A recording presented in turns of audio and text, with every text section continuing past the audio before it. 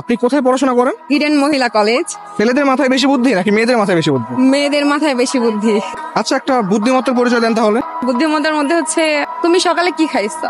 আমি খাই না এখন, না খাও। যদি তুমি মেয়ে হতা তুমি সকালবেলা খেয়ে বের হতা। এটাই বুদ্ধি? कहाँ से आते हैं? আচ্ছা, তাহলে আমি একটা প্রশ্ন করি। মনে করেন একটা হাসপাতালে আগুন লাগছে, পাশে একটা বাড়িতে আগুন লাগছে।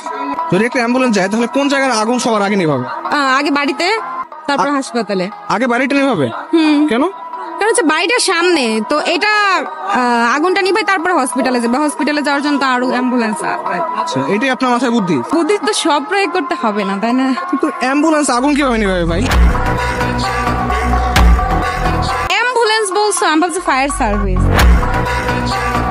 আপনার মাথায় তো বুদ্ধিই নেই, বুঝছেন কি?